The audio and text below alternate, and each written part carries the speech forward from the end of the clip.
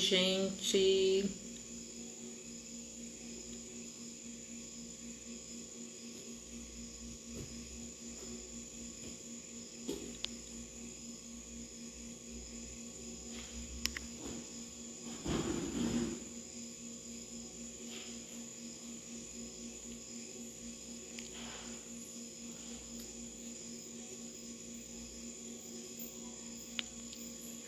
Boa noite para todo mundo que está chegando. Deixa eu procurar meu convidado aqui. Oi, Cássia Soares. Oi, Orleanes.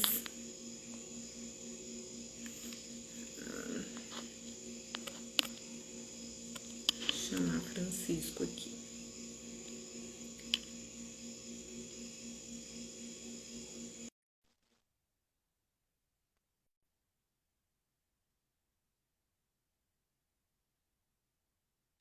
Oi, Ada, boa noite.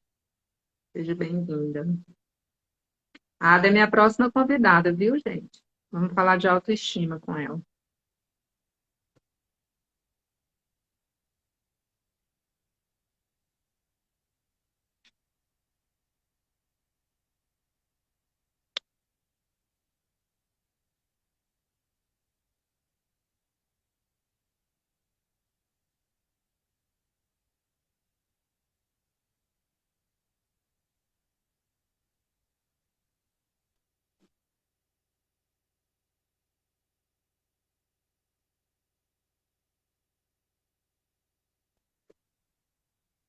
Hoje eu vou ter que ficar com esse óculos, com essa mancha aqui, porque vai.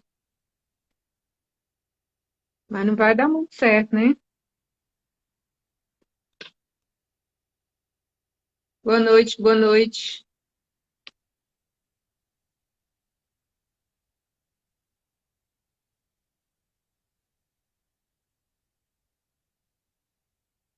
Oi, Elinha. Oi, Ivana, Luna.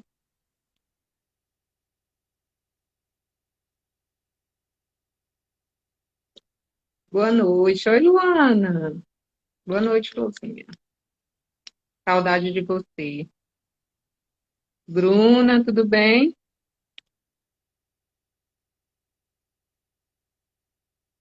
Mami,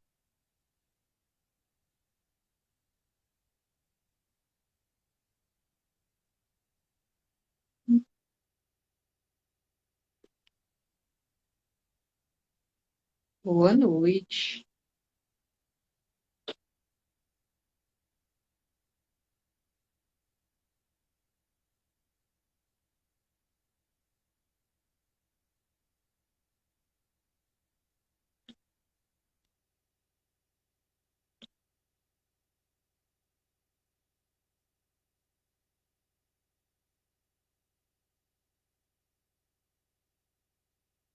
Oi, Leude, tudo bom, amiga? Helenilde, coleguinhas estão chegando.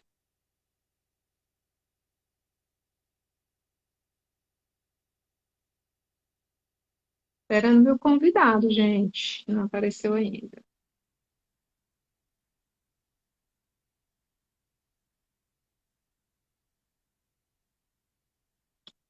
E vamos ver se a minha internet hoje não vai me passar vergonha, né? Semana passada foi feio.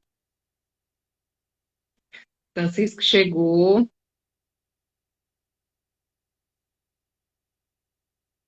Bora lá.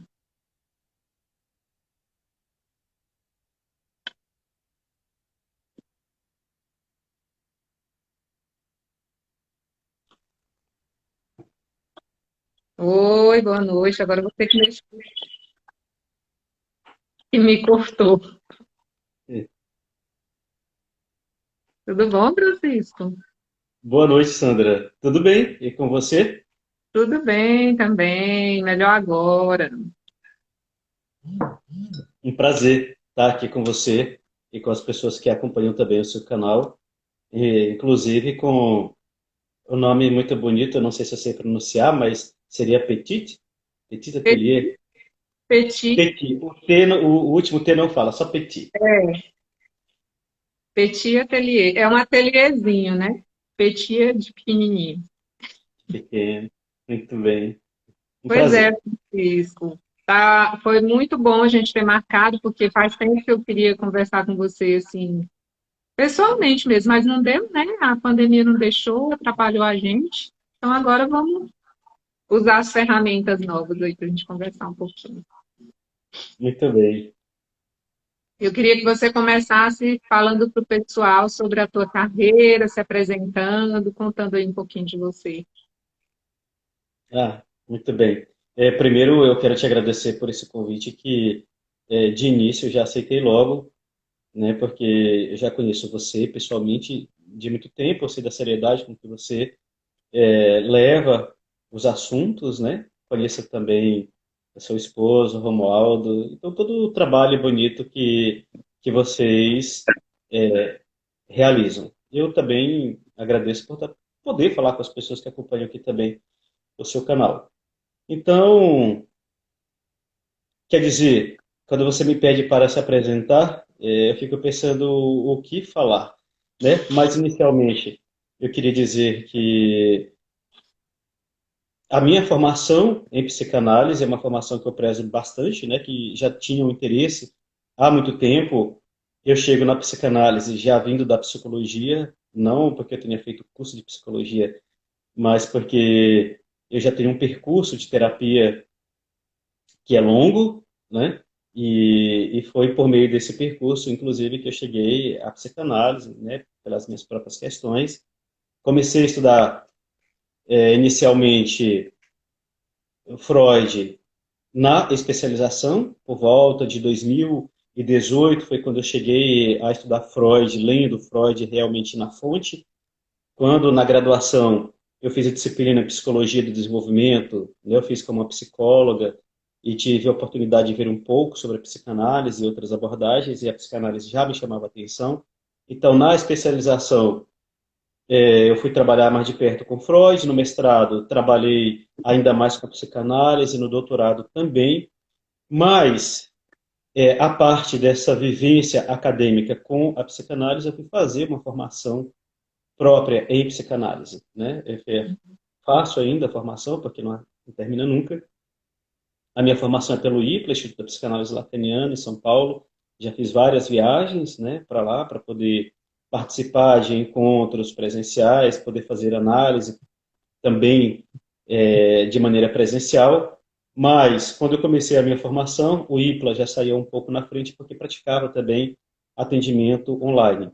Então, a minha formação tem esse percurso, né, de estudo teórico feito lá no IPLA, né, nas viagens que eu já fiz para São Paulo, análise, né, sessões presenciais também, mas as sessões semanais a gente já fazia também de maneira online. O que ficou escancarado agora com a pandemia, né, porque todos tiveram que fazer experimental divã de maneira online.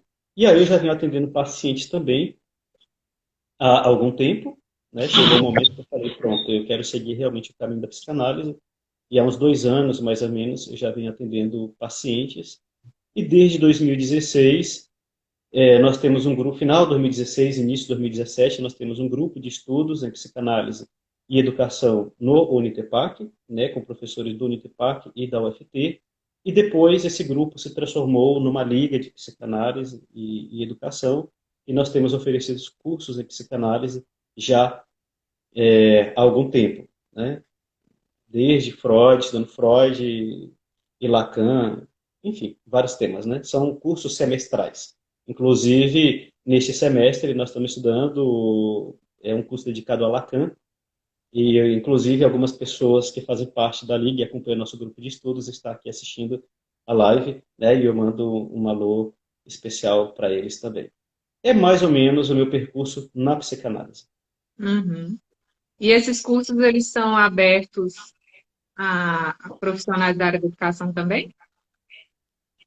Qualquer pessoa que se interessa pelo sofrimento humano, dito de maneira geral, né? Então, pode ser profissionais da área psi, aos profissionais da educação, mas também alguma pessoa que, eu gosto de psicanálise e quer acompanhar. É para todo mundo que tem Com interesse, certeza. vamos dizer assim. Eu gosto demais da psicanálise também, e eu acho que o meu interesse surgiu lá na graduação, quando eu ouvi falar de Freud pela primeira vez também.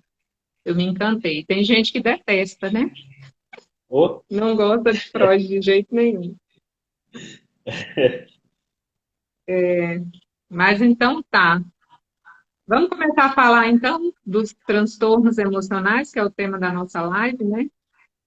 A uhum, ansiedade, a depressão, que são os principais, eu acho, que a gente tem mais ouvido falar e que está todo mundo meio que padecendo, né, sim. dessas dificuldades.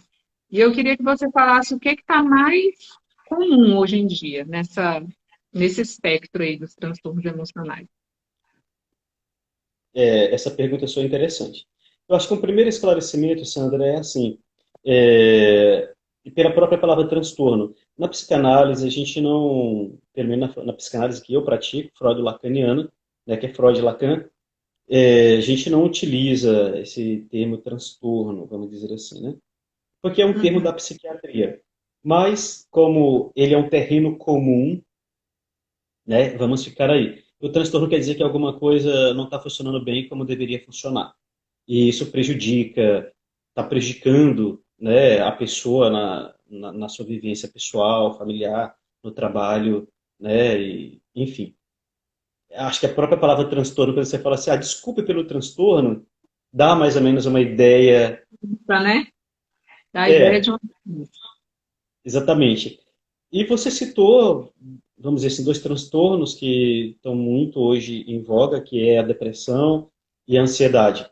É interessante, eu até falei nisso numa entrevista que no programa Viver Bem, que é o seguinte, em setembro de 2020, Sandra, foi setembro de 2020, o Estadão, ele publicou uma pesquisa, uma matéria baseada em pesquisa, em dados que foram fornecidos pelo Google, né?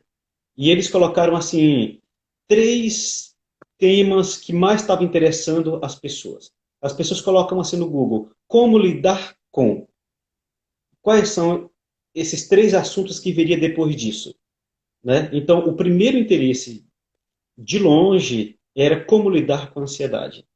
De acordo com esses dados do Google, o interesse pela ansiedade bateu o recorde da última década. Ou seja, nenhum outro assunto tinha interessado tantas pessoas nos últimos 10 anos sobre como lidar com a ansiedade. E isso eram assim, dados relacionados a 2019. Então a gente nem estava na Uhum. pandemia ainda, né? Então eu imagino que quando de novo o Google publicar dados, né, referente à pandemia, a gente vai ver que isso é muito pior. Então só para dizer que a ansiedade é, é algo que está na ordem do dia e que faz parte do vocabulário de todo mundo, vamos dizer assim, né? E que é uma vivência, eu acho que isso que eu queria destacar, é uma vivência que é comum a todo mundo, né? É verdade. Então, então eu acho que isso só para dizer que, de longe, a ansiedade, né, seria isso que está na ordem do dia, e depois também nós temos, como você falou também, a depressão. E a depressão já é listada pela Organização Mundial de Saúde como a principal causa de incapacitação, né? Isso a partir de 2018. Em 2018, a Organização Mundial de Saúde já colocava a depressão, né, como sendo a principal preocupação do ponto de vista epidemiológico no mundo, né, de saúde pública. Né, a principal preocupação do ponto de vista da saúde pública, porque se espalha, né, vamos dizer assim, isso é uma coisa a nível mundial. Então, é claro que a depressão e a ansiedade, como você falou, eu colocaria ao lado disso aí também o estresse, porque Sim, geralmente tem uma trinca aí, né? Tem uma trinca que são tratados de repente assim muito próximos ali. Você tem ansiedade, você tem depressão e tem também o estresse. Inclusive, foi publicado ontem um artigo meu no Araguaína Notícias, acho que é Araguaína Notícias, né? Sobre a questão do estresse. Eu queria fazer uma breve relação sobre eles, pode? pode, claro. Então, falando do ponto de vista da psicanálise, geralmente na psicanálise a gente também não usa o termo ansiedade, porque ansiedade é um termo também da psiquiatria, né? A psiquiatria, porque assim, o termo mais antigo para isso aí, vamos dizer assim, o que está na base do que nós conhecemos hoje como ansiedade, é um termo psicanalítico chamado angústia, né? E o Freud escreveu largamente sobre a angústia. E hoje, né, a psiquiatria considera o termo ansiedade mais palpável, mais objetivo, né? Então assim, só para fazer a distinção, mas vamos utilizar a palavra aqui ansiedade, mas eu vou me referir à psicanálise e como que isso é dito. O Freud, num texto de 1920 chamado Além do Princípio de Prazer, ele falava assim: a gente tem o medo e tem a ansiedade. Então, qual que é a diferença? No medo, eu sei o que está em jogo. Por exemplo, eu posso estar indo na rua e eu vejo um cachorro grande, um pitbull, sei lá, né, na coleira, e eu falo assim, puxa vida, que medo, né? Mas eu sei que é daquele cachorro, e aquele cachorro pode se soltar e me morder, enfim. Isso é o medo. Eu consigo dizer, eu tenho medo disso, medo desse cachorro, por exemplo, né? Então, o que é que está em jogo aí? Uma sensação de perigo Uhum. interno a mim. Eu sinto o perigo está à volta, né? Então, eu queria destacar essa palavra, perigo. Eu tenho uma sensação de perigo, né? Algo ruim pode me acontecer ali na iminência, né? Algo ruim pode acontecer. Na ansiedade, eu tenho também essa sensação de perigo. Só que eu não sei dizer exatamente o que é que me causa a ansiedade. Então parece que ela é mais esfumaçada, é mais vago, tem um espectro maior. Eu tenho uma sensação de perigo, se a minha ansiedade for dependendo da intensidade, da duração também, né? Parece que eu vivo num estado permanente ali de perigo. Parece que alguma coisa ruim vai me acontecer, mas eu não consigo localizar exatamente o que é esse perigo que me assedia. Então, às vezes eu posso até dizer o seguinte: eu estou ansioso por causa da viagem. Ah, eu vou viajar amanhã, vou viajar daqui uma semana e eu estou ansioso por causa disso, né? Mas eu não sei exatamente dizer o que é nessa viagem precisamente que me angustia, que me deixa ansioso, que me representa essa sensação de perigo. Pode ser um acidente, pode ser que eu perca o ônibus, ou perca o voo, ou sei lá. Então você começa, né, a imaginar mil e uma coisa, né, que pode acontecer. Então, a diferença do medo para a ansiedade seria, de acordo com Freud, né, mais ou menos isso. No medo eu consigo dizer exatamente o que é, na ansiedade isso é mais espalhado, né? Uhum. E isso, tanto no medo quanto na ansiedade, me coloca, o Freud dizia, no estado de expectativa. Eu fico em estado de alerta. Até depois ele vai falar, né? Enfim, eu não vou entrar nesse detalhe porque são muito técnicos, mas assim, é como se eu estivesse me preparando para esse perigo, para lidar com o perigo, né? Só que no medo eu sei com o que eu vou lidar.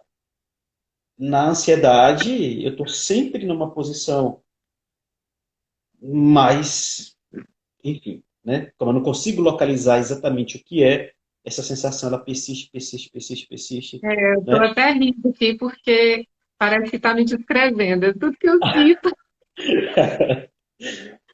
Deixa eu aproveitar a pausa e dar um oi para as meninas que entraram, as colegas de trabalho, Luciana, Luênia, todo mundo lá do meu último trabalho, porque agora eu estou afastada do trabalho, mas continuamos ligadas. É Que isso, né? bom. Na verdade, é esse negócio mesmo. Eu lembro que quando eu comecei a ter crises de ansiedade, logo depois do meu diagnóstico, eu sentia surtos o tempo todo. Eu tinha aquela sensação de que aconteceu alguma coisa, a barriga esfriou, aí o coração acelera e dá aquela tontura, né? Então, essa é a sensação, é muito estranho. E você não está vendo o perigo, você não está sentindo nada, você não está pensando em nada, e ele vem. Isso é interessante que você está falando, Sandra, porque é o seguinte, é, na psicanálise a gente fala, o Lacan que dizia o seguinte, que a angústia, ou o que a gente chama hoje de ansiedade, claro que alguns fazem uma diferenciação, mas eu estou utilizando aqui de maneira muito tranquila para a gente captar a ideia uma coisa pela outra, tá? Se tiver algum psicanalista, Mary. É assim. É que a angústia é o único afeto que não engana. Por que que não engana? Porque ele se manifesta no corpo. Hum, Bom, só para dizer o seguinte, alguém pode falar para outro assim, ah, eu te amo. Mas talvez nem ama. Então, pode ser que minta, né? Uma coisa, você pode vender um gato por lebre, vamos dizer assim. Mas a entendi. angústia não. Ou a ansiedade não engana, porque você sente exatamente no corpo, né? Então, parece que essa coisa aqui no estômago, esse bolo, essa coisa que você não sabe dizer. Enfim, mas também tem essas manifestações que você estava falando, porque ela se manifesta exatamente no corpo, então não engana, né? Quando alguém está ansioso, está angustiado, o corpo denuncia, né? O Freud tinha uma frase que ele disse que eu acho muito interessante, que ele fala o seguinte: quando alguma coisa que você não fala, isso começa a vazar por todos os poros. Lacan também fala isso, né? Freud falava, os dedos denunciam, né? Mas a gente pode dizer que o corpo inteiro denuncia, né? Então a ansiedade, a angústia, ela se manifesta exatamente no nível do corpo e não tem como, né? E aí, para fazer uma relação com o estresse que eu falei para você, porque essa trinca vem junto, né? O que que acontece? Como o corpo sente esse perigo ele pode ser de uma ordem, de uma fonte externa, sei lá, eu estou ansioso por questões relacionadas ao meu trabalho, por questões relacionadas à minha saúde, por questões relacionadas às mais variadas. Então, a fonte da minha angústia, da minha ansiedade, pode estar situada fora, mas ela pode também estar situada dentro. São os meus conflitos, são as minhas questões que me assediam. Então, só para dizer que às vezes alguém fala o seguinte: não tenho motivo nenhum para estar ansioso.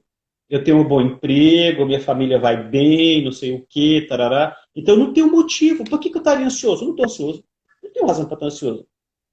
Mas quem de nós vive nesse mundo sem conflito? A rigor, para a psicanálise, o conflito é da constituição humana. Então, todos nós temos conflitos, né? Tem algo que é da ordem do inconsciente, e isso nos deixa ansioso tanto quanto a fonte sendo lá fora. Então, isso coloca a pessoa no estado de alerta permanente. O corpo está sempre pronto para reagir ao perigo. E é Uhum. isso que nós vamos chamar de estresse. Né? Porque até na linguagem médica eles vão dizer que as glândulas suprarrenais vão produzir os hormônios adrenérgicos, né? Que colocam o corpo pronto para... Ou seja, tem uma música, até utilizei isso no artigo da Paula Fernandes para ficar mais palpável, que é aquela música, eu não sei dizer o nome agora, mas aquela assim, Sim Senhor, né? Que ela fala, estou ligada na tomada de uma noite mal dormida, Ah, sim, lembro. né? Então, é isso, parece que eu estou ligado na tomada o tempo inteiro. Tem gente que é no 12 assim, Uhum. é a maneira de dizer. Ou seja, você está sempre ligadão, né? O teu corpo está produzindo esse hormônio. E aí você vai ter, né, desde azia, desde uma gastrite, que pode virar uma úlcera, o coração acelera, você vai ter taquicardia, o sono vai embora, você fica irritado, você vai ter uma desproporção, né? Qualquer uma coisa que uma pessoa te fala, você já está pronto para ir para cima, porque fica irritadíssimo. Então, Entendi. Então, Francisco, deixa eu ver se eu entendi. A ansiedade, ela gera o estresse ou o estresse gera ansiedade?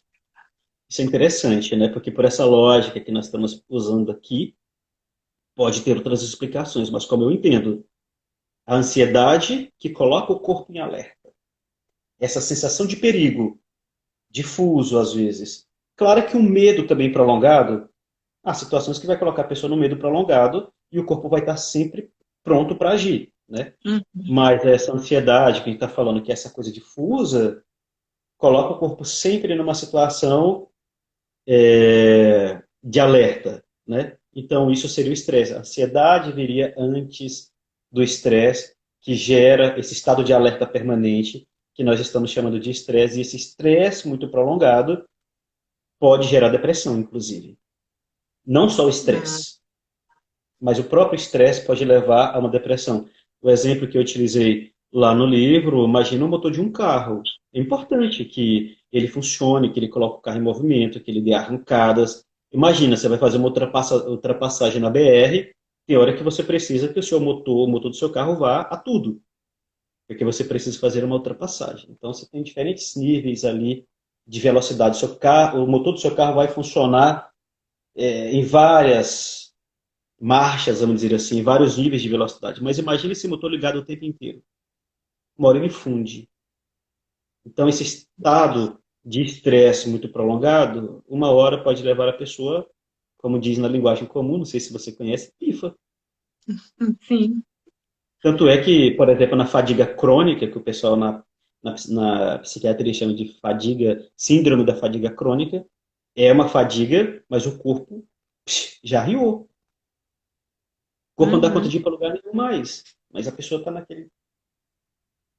É. E quando a gente entra em crise, quando a gente realmente passa ali daquele estado de lidar ali no dia a dia e de repente dá um boom assim no corpo. Aconteceu comigo há umas 2 semanas atrás, 3 semanas atrás, mas já vinha assim uma sequência de coisas que estavam acontecendo, né? O emocional que não estava legal e tal, e de repente, do nada, né? Segundo eu acho que foi do nada, desencadeou essa crise. Aí eu tive uma situação bem ruim, assim. Isso é por quê? É por causa do excesso do, igual você falou aí, é o motor ligado por muito tempo que causa as crises. Olha, Sandra, na psicanálise existe uma coisa que eu acho que muita gente nem gosta muito, porque a gente fala sempre que é o caso a caso, né? Cada caso precisa ser analisado na sua especificidade. Mas como nós estamos aqui numa conversa que nos permite falar assim, de maneira muito genérica, né? Assim, muito por cima, eu diria que não é por nada, né? No geral, não é por nada que a gente vai Uhum. ter. Mas, por exemplo,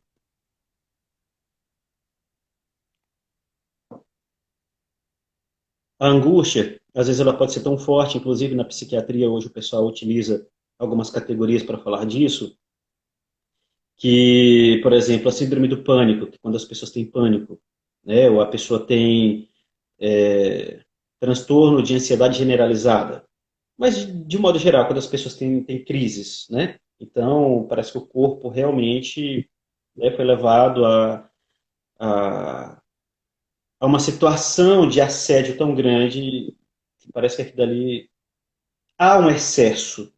Há um excesso de angústia, há um excesso que ultrapassa o nível, né, que o próprio psiquismo consegue lidar com isso, que o próprio corpo consegue. O corpo está dando sinais de que há um excesso ali.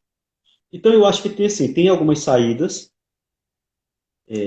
para isso, mas você perguntou não foi sobre as saídas, né? O que poderia levar a isso? Eu diria que é o seguinte: se a gente olhar do ponto de vista da psicanálise, tem uma angústia brutal que se apodera do corpo, né? E se a gente Uhum. quiser também interpretar por essa chave que eu te falei do estresse, é esse momento em que o motor está tão aquecido, vamos dizer assim, né, que foi exigido tanto dele, que não teve um fôlego, um respiro, e aí dá uma pane. É complicado, né? Mas e é possível a gente ter ansiedade e depressão junto? Sim, Inclusive, sim, você falou que a ansiedade ela pode levar à depressão, né?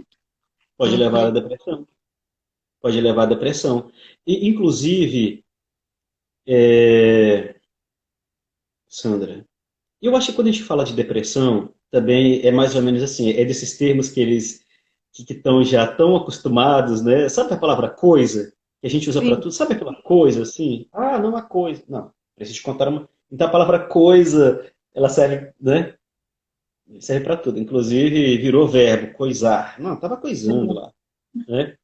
Então a palavra depressão, ela tá tão assim na moda também que as pessoas utilizam, tô deprimido, todo mundo, né? Então, eu acho assim que a gente pode utilizar a palavra depressão de maneira bem, aqui na nossa conversa, assim, né? Como episódios, às vezes, né? É uma situação específica, leva a pessoa a um estado depressivo, e essa pessoa se recupera e volta para a vida, vamos dizer, né? E há aquelas pessoas que esse é o modo delas estarem na vida, é um modo depressivo. Então, eu acho que assim, tem duas coisas aí que são diferentes. Uma pessoa que, por uma circunstância, envereda por uma depressão, e há esse outro estado também. Eu vou falar aqui desse primeiro caso. A pessoa está levando uma vida normal, acontece alguma coisa, e essa pessoa entra, inclusive, numa depressão. Vou falar nesse caso específico, tá? Uhum. A rigor, tem uma questão que é assim, Sandra, né? Às vezes a pessoa está no estado de luto, e se o luto demora um pouquinho, essa pessoa acha que já tem uma depressão. Ou alguém acha que ela tem uma depressão. Né? Então, primeira coisa, o Freud falava sobre o luto e aquilo que a gente vai chamar aqui de depressão. Ele falava melancolia, mas eu vou utilizar a palavra depressão. Os sintomas são os mesmos do que ele fala. A diferença é que no luto, isso depois de um certo tempo passa, e na depressão, não passa. Né? Ela fica, ela se arrasta. Né? Então, no luto, o que que você tem? Às vezes, no luto, vai ter um recolhimento, nada no mundo parece que te chama atenção, não tem nada lá interessante. Né? Você retira todo o seu interesse do mundo, você se recolhe sobre si, porque naquele momento, aí você tem uma tristeza, né? Pode ser que você tenha episódios de culpa, né?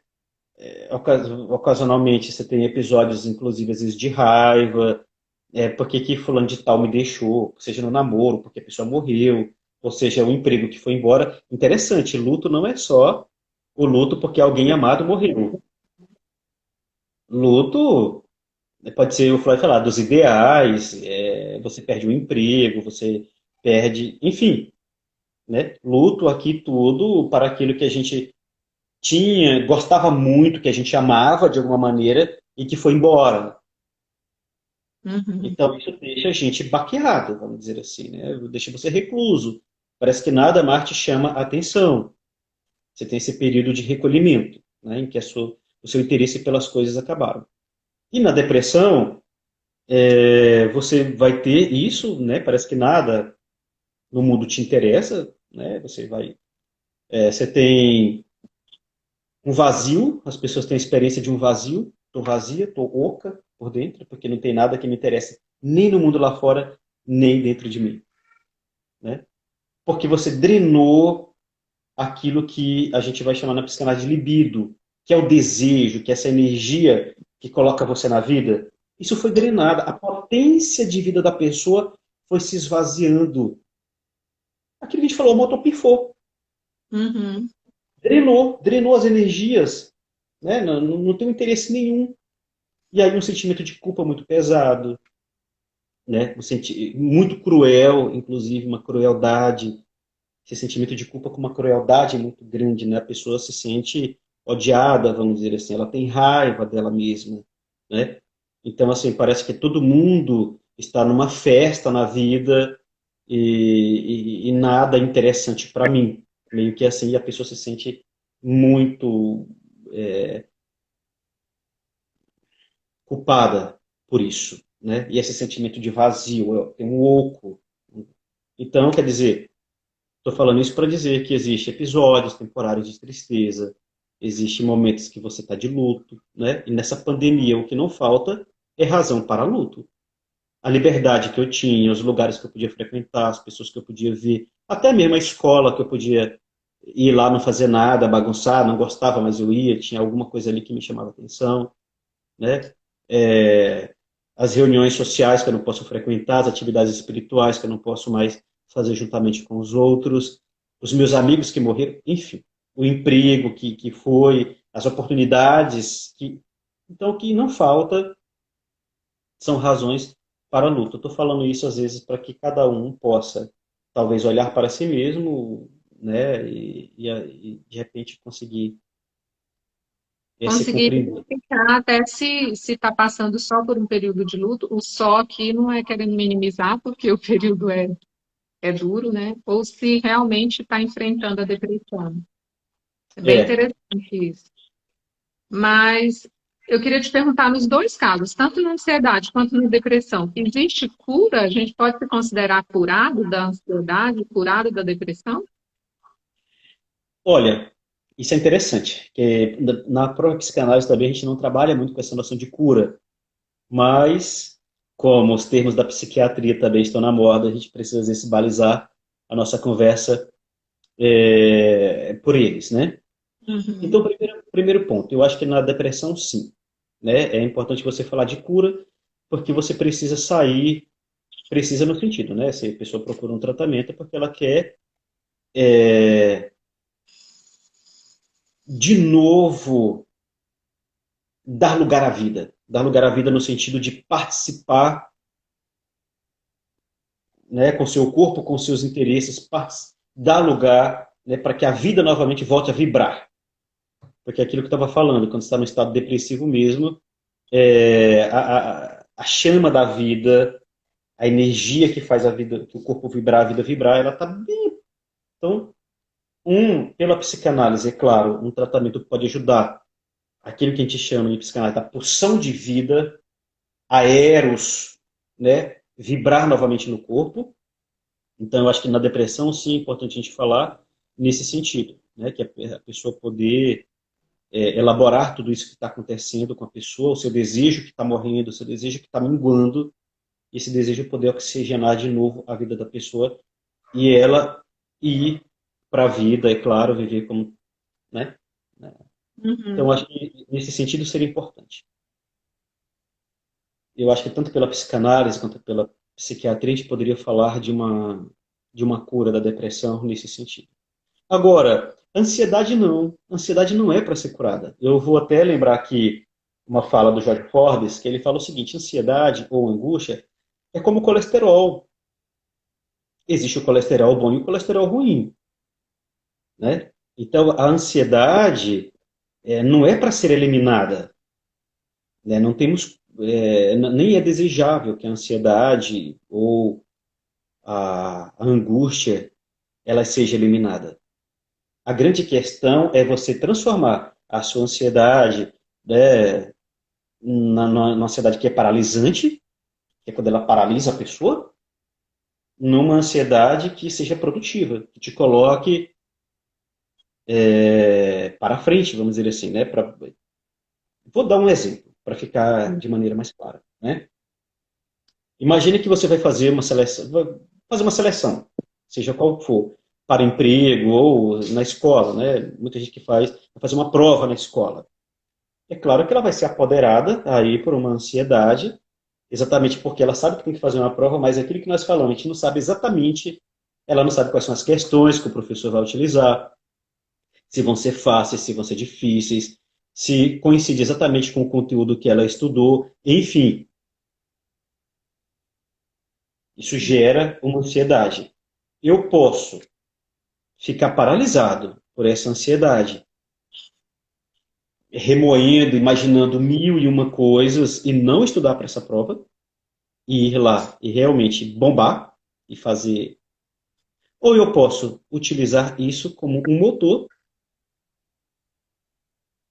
para eu estudar bem aquela matéria e ir lá e fazer uma boa prova.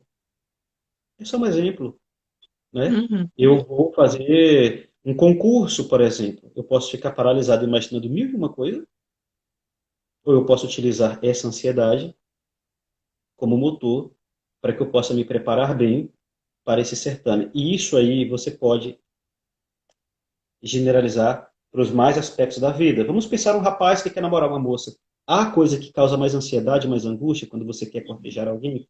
Vamos dizer assim, cortejar, que palavra, isso é das antigas, né? Você quer namorar Ou alguém, não. ficar, enfim, né? Isso causa muita ansiedade ou angústia. Por quê? Porque você não sabe qual é o desejo do outro, o que esse outro quer de mim, o que que realmente eu preciso fazer para agradá-lo. É esse enigma Uhum. que causa todo. Aí você pode utilizar isso para você caprichar no visual, para você caprichar numa boa cantada, para você caprichar na abordagem, ou você pode simplesmente dizer, não, não é para mim, Eu não vou. eu não vou. E eu acho que com isso eu consigo dizer Uhum. que o pulo do gato é que existe uma ansiedade que ela é paralisante e existe, ou você pode utilizar a ansiedade ou a angústia a seu favor. Ela pode jogar contra você ou a favor. Então, no primeiro caso, eu diria sim, é importante a gente pensar, trabalhar com essa noção de cura na depressão. Na ansiedade e no estresse, não. Então, seria mais uma questão de aprender a lidar com a ansiedade. Isso é o que eu faço com isso, né? Uhum. A grande Na questão é o minha, que eu faço. eu comecei terapia agora também, só fiz 2 sessões, mas eu estou me sentindo é, especialista já no negócio. E ela me ensinou algumas técnicas assim para trabalhar a respiração, né? Apesar de que lá no Pilates também a gente trabalha muito essa questão da respiração. Mas ela falou justamente isso para mim, olha, a ansiedade não vai desaparecer, você vai passar, você vai ter sempre momentos de ansiedade, você precisa aprender a controlar e identificar o que que aconteceu naquele momento, naquele dia, né? Até a gente pensou em escrever aos momentos, assim, descrever o que aconteceu naquele dia, que pode ter me feito sentir algo diferente, e aprender a lidar com esses sentimentos, né? E Sim. eu gostei muito da definição do medo, dessa diferença do medo para a ansiedade, porque eu acho que aí é que está mesmo o pulo do gato, é a gente saber identificar o que está acontecendo com a gente naquele momento. Eu acho que isso que você está falando é tão interessante, Sandra, porque eu queria ressaltar, né? Essa coisa essa sensação de perigo que se apodera de mim, poder causar, gerar na gente uma curiosidade, que é isso que você está falando, você poder se indagar. O que é isso que está acontecendo comigo? Parece simples, mas não é.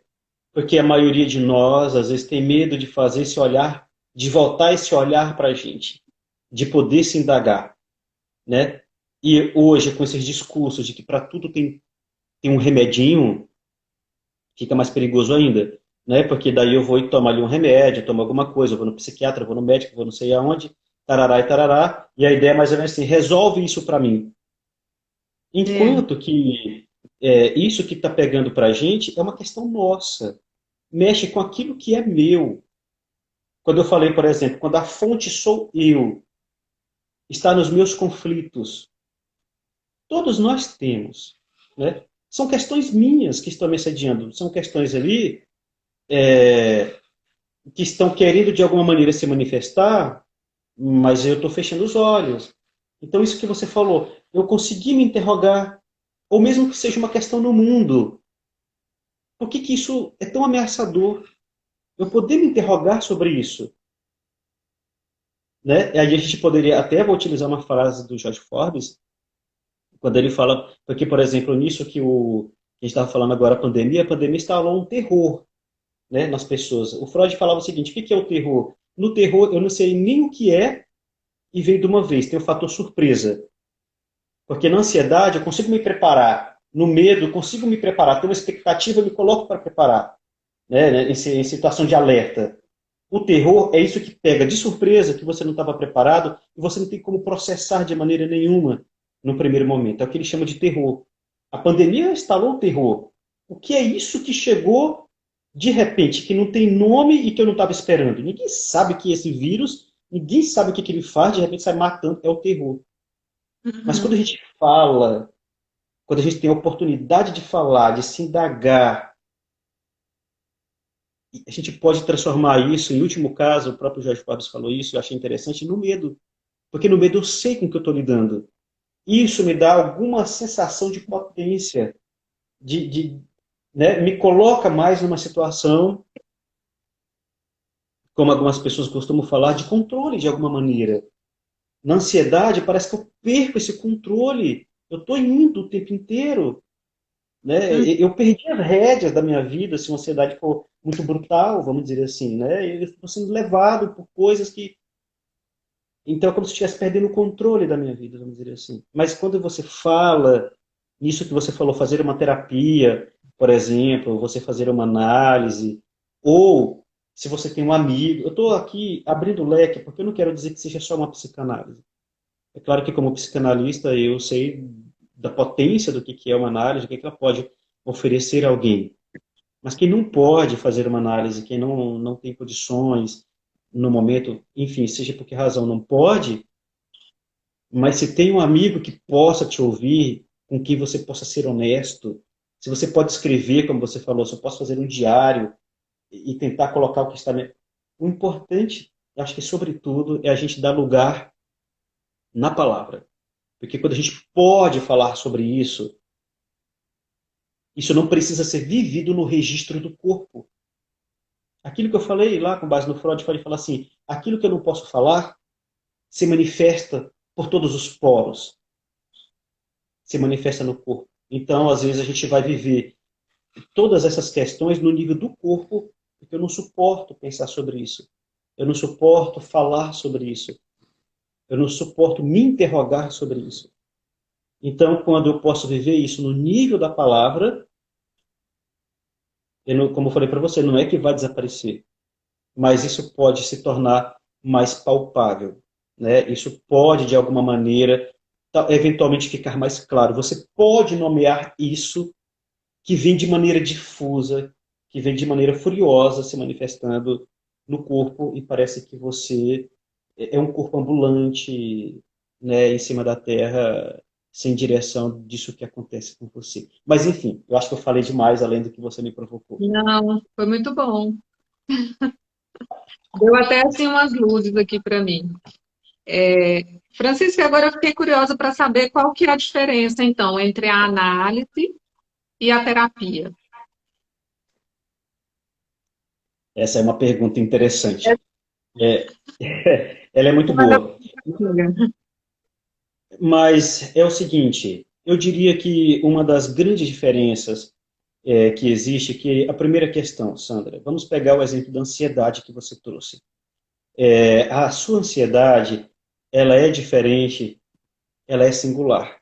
A sua ansiedade não é igual a nenhuma outra ansiedade. Então, o primeiro ponto aqui, o psicanalista, ele parte do pressuposto de que aquilo que você traz é único, é singular, é só seu. Somente você pode falar sobre isso.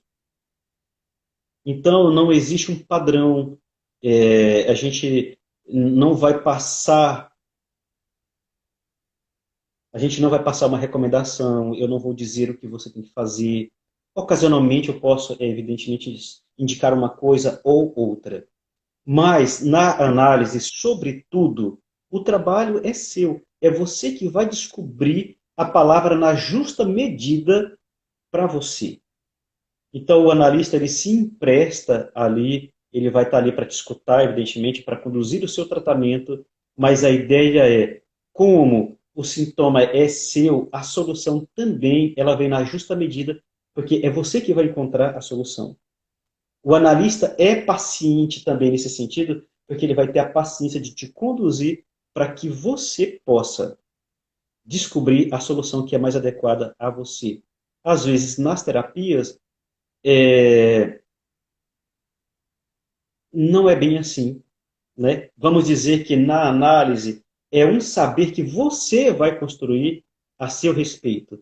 Nas terapias, no geral, o terapeuta tem o saber sobre você, tem o saber sobre a sua doença, né? E ele pode, inclusive, dizer para você o que você tem, o que é que você tem que fazer para você sair desse impasse. O psicanalista, é claro, ele estudou bastante, ele tem suposição, ele sabe como conduzir o tratamento, mas ele quer saber como é a sua ansiedade e que solução você pode inventar para a sua ansiedade que seja a melhor para você. O analista já descobriu, ou ele trabalha as suas soluções na análise dele, mas as soluções que ele tem para ele só servem para ele. O Freud dizia o seguinte: cada um olha o mundo por uma janela que é única. Ninguém É, olha, ninguém olha. Então, se eu te der uma solução, ela é minha. A E às paisagem vezes que você... a solução não vai servir para mim, eu não vou conseguir, né? Parece que é perfeito, mas não funciona para o outro. não é o seu. Então, a grande questão é qual é a solução que se adequa mais a você. Você que vai descobrir. O analista vai te levar nessa aventura para você descobrir qual é a melhor solução para a sua ansiedade, para o seu estresse, para a sua depressão, enfim. Todo tratamento é assim. É por isso que é uma saída única. Cada analisando vai encontrar uma solução própria, na justa Uhum. medida para ela. A solução de um não serve para a solução, não serve para outra pessoa. Gostei bem da definição. E você acha que ainda tem assim algum tipo de preconceito em relação à análise? Será que as pessoas elas acham ainda que tem assim, que a análise é hipnose? Ah, demais. Muita gente acha que muito distante disso. E essa pergunta sua era muito interessante porque foi por isso que eu fui exatamente fazer psicanálise no IPLA, né, com o Jorge Forbes. Porque a proposta, por exemplo, do Jorge Forbes e de outros analistas, mas especialmente do Jorge Forbes, me agradava muito, que é fazer uma psicanálise à altura dos sintomas da atualidade. Então, assim, é claro que o Freud é o pai da psicanálise, ele jamais foi ultrapassado. Eu falei aqui bastante de Freud, mas a gente utiliza isso hoje de acordo com os sintomas, com os pacientes que a gente encontra hoje. E a gente não faz análise mais como Freud fazia. O analista de hoje é um analista assim, né, dos novos tempos, bem para o momento que a gente realmente está vivendo. Então, eu acho que tem gente que acha ainda que é hipnose, que análise é só para rico, sabe? Que se você for fazer uma análise, é como se você fosse virar uma pessoa devassa, uma pessoa que vai fazer, que vai dar lugar aos Vai se desejos entregar, bizarros, esquisitos. Hã?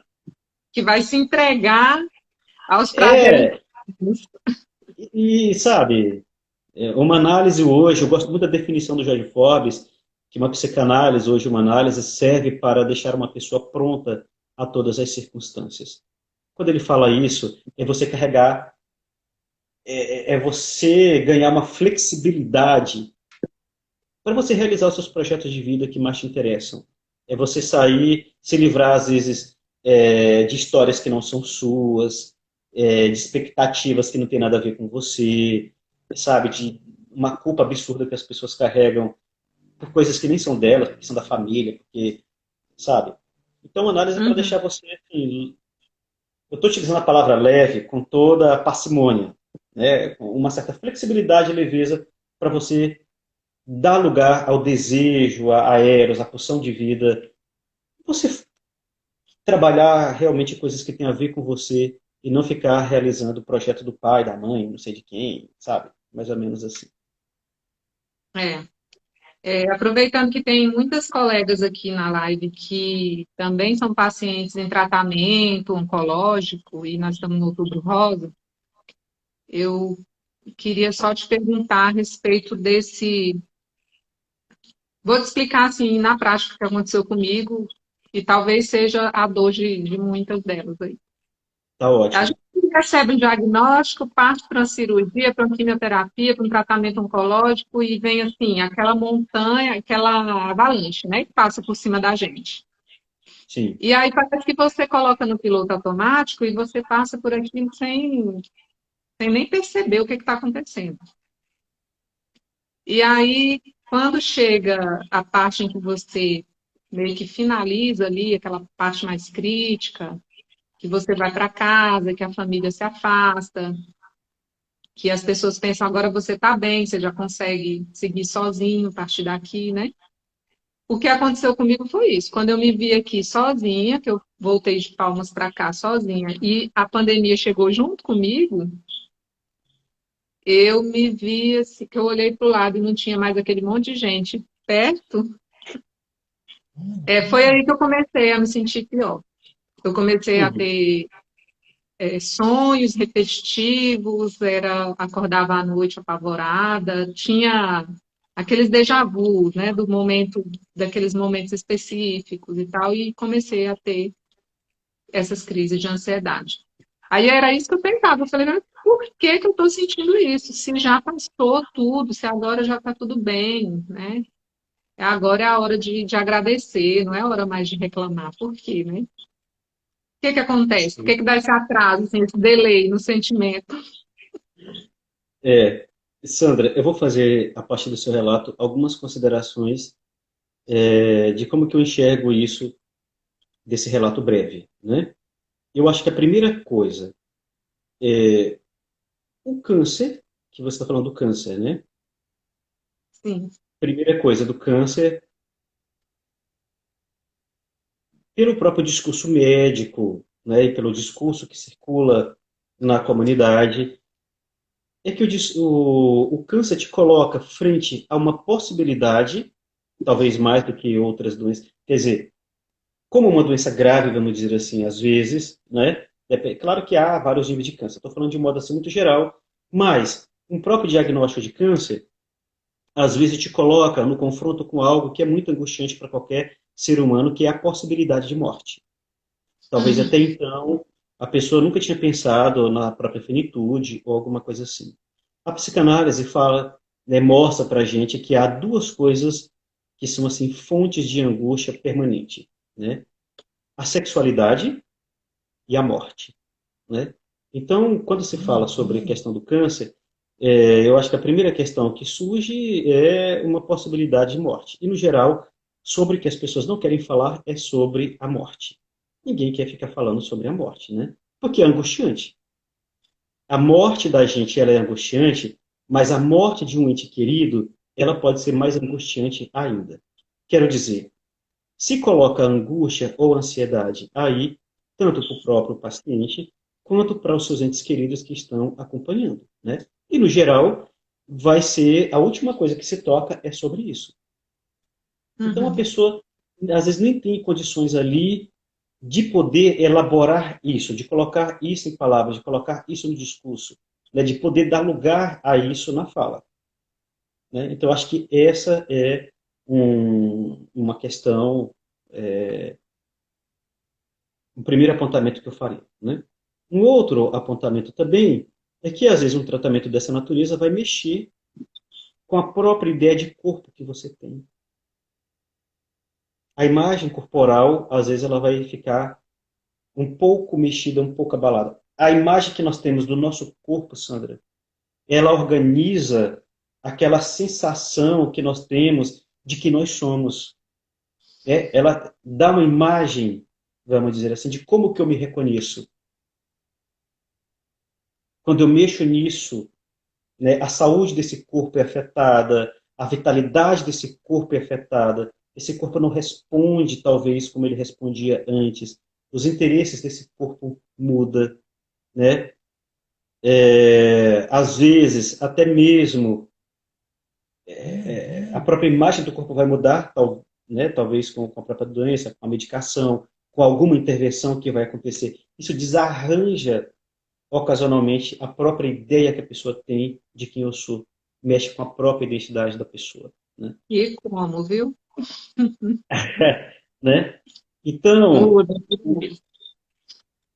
o encontro, né, que uma pessoa que passa por um câncer, o encontro que ela vai fazer, né, com essa própria doença é aquilo que não tem nome, né, e que vai trazendo essa série de efeitos. Então, vai se colocar também algo que eu ia colocar agora, um terceiro ponto, a própria ideia de luto que a pessoa vai ter que fazer da saúde que você perdeu, de certos interesses que você vai ter que deixar para trás, né? De toda uma rotina que você tinha, né? E você vai para, vamos colocar aqui, para um desconhecido, um tratamento Uhum. que eu não sei no que vai dar, né? Que então muitos fantasmas. Então, dito nesse sentido, a pessoa vai lidar com um excesso que talvez possa se apresentar para a pessoa como aquilo que eu falei agora, que o Freud chamou de terror. Como se prepara para algo dessa natureza? E que eu não sei como é que é. Então, uma notícia como essa, um diagnóstico como esse, ele pode ser considerado um terror, um momento ali Pode de pegar, terror. pode pegar a pessoa como ela se sentiu aterrorizada, Uhum. né? Não tem representação para isso. Né? O Freud dizia que nós não temos, como eu falei para você, porque ainda na nossa sociedade, câncer está muito associado a uma possibilidade de morte.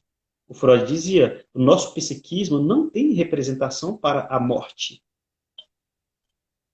né? Então, eu só trouxe aqui algumas questões, né?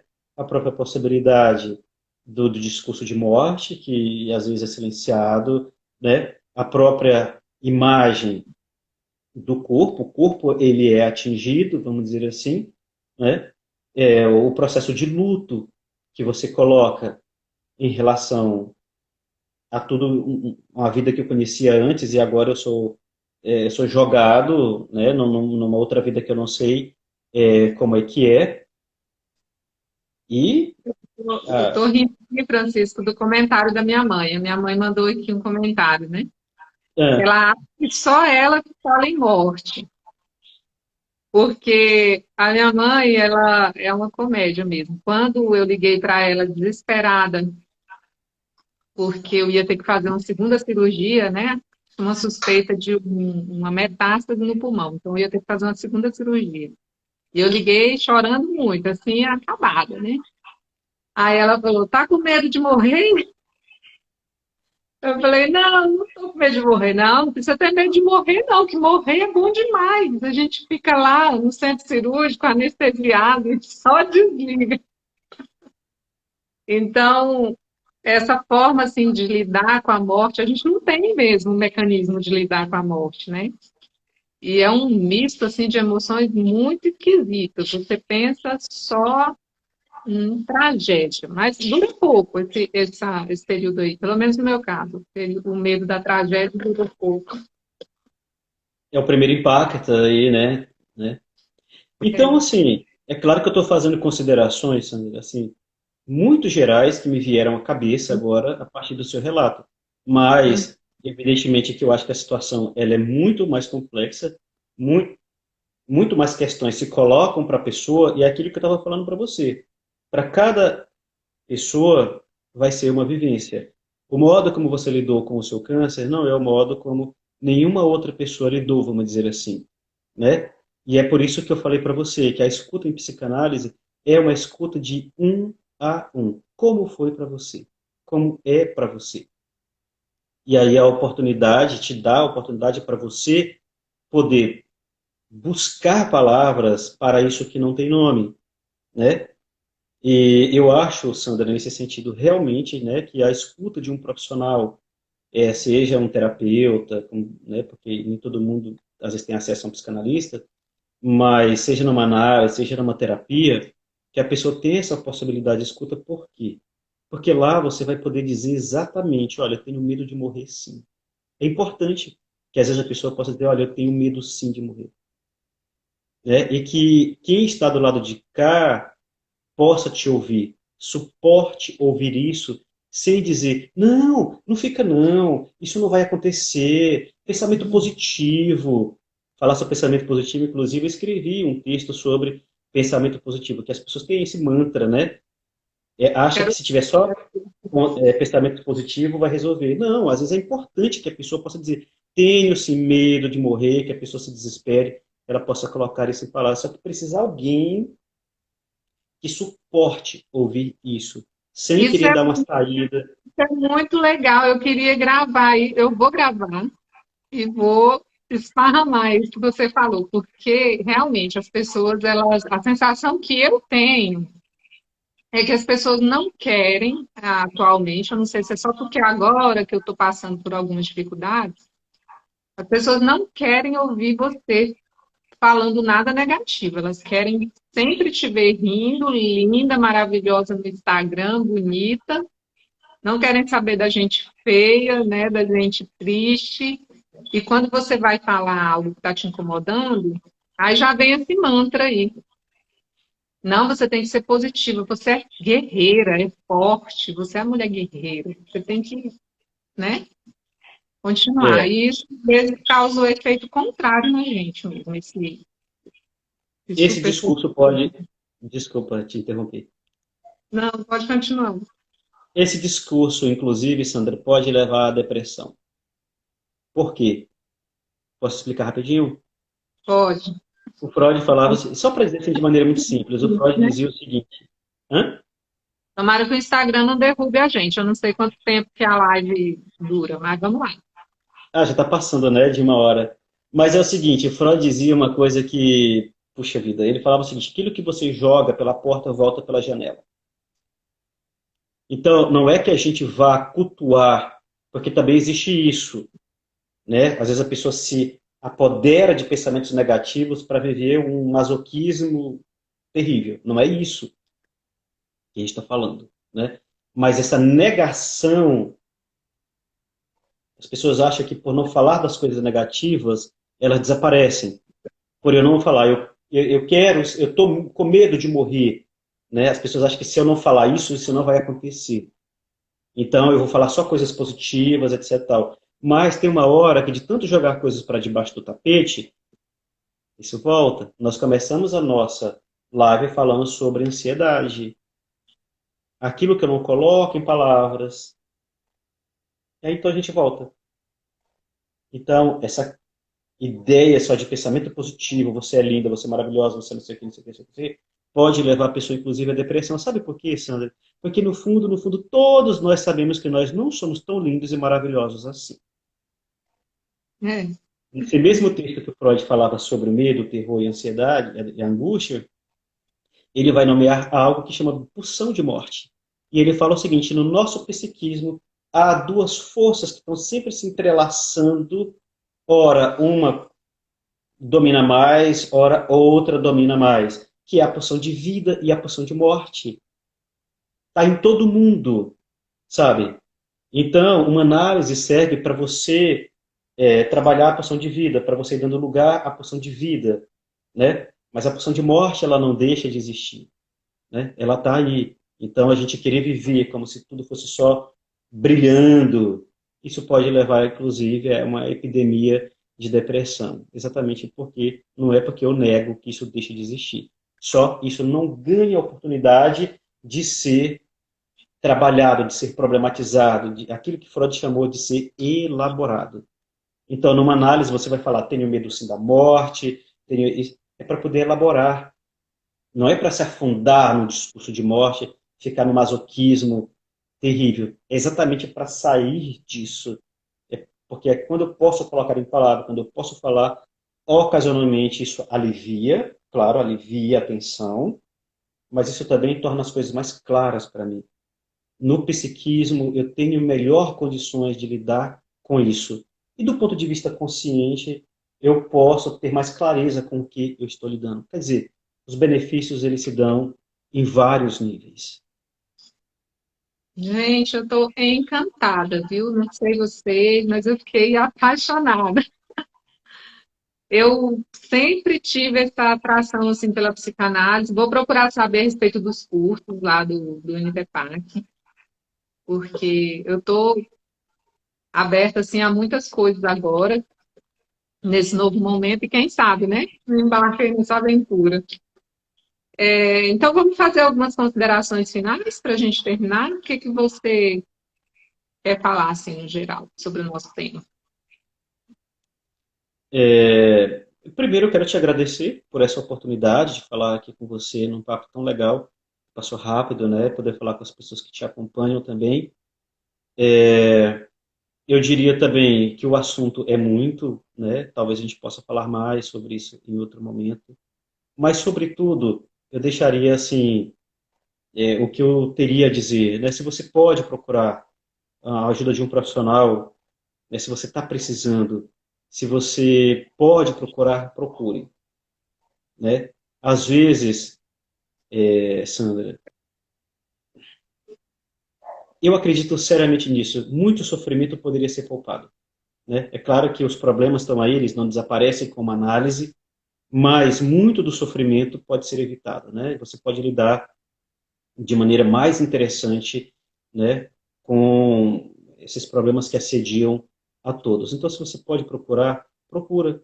Né? Se você conhece alguém da sua família que pode procurar, ajude essa pessoa. Não deixe que o preconceito, né, produza mais sofrimento desnecessário. Né? Então, acho que eu deixaria isso. Se você não pode procurar uma ajuda de um profissional, procure um amigo com quem você possa conversar de maneira aberta, vai escrever, como você colocou aqui, mas procure maneiras mais interessantes de lidar com o estresse, com a ansiedade, né, do que se entregar, vamos dizer assim, numa angústia ou num estresse que seja paralisante. Né? Eu acho que a ideia é a gente fugir, né, dessa paralisia que nos apodera, e não é negando. Eu acho que a primeira saída é a gente saber que precisa falar sobre isso, a gente pode falar sobre isso.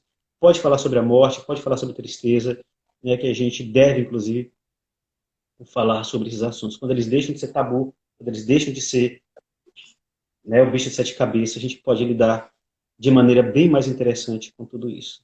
É o que eu Uhum. poderia dizer no momento. E eu acho até que a gente também precisa se preparar para ser esse amigo que vai acolher, né? É muito importante a gente também praticar, exercitar a empatia e conseguir ser essa pessoa, esse lugar seguro que o outro vem para poder aliviar um pouco dessa angústia, né? É, Muito bom. isso que você está falando é muito interessante. Só você me puxou, enfim, você falar isso e paro. Ah, É uma coisa que o George Soares fala, né? Nós vivemos numa época em que é a época da solidariedade. Então, Sandra, nós não estamos nesse mundo sozinho. Ninguém pode ser feliz sozinho. E esse discurso do que eu me basto, mais uma vez, assim como o discurso do tudo positivo, derrapa na depressão. Precisamos sim dos outros. E porque nós precisamos dos outros, a gente procura as outras pessoas, a gente convive com as outras pessoas e também vamos apoiar quando elas precisam, né? uhum, Então, eu acho que é o momento realmente que você falou de todo mundo se dar as mãos da maneira que pode e um apoiar o outro. é verdade.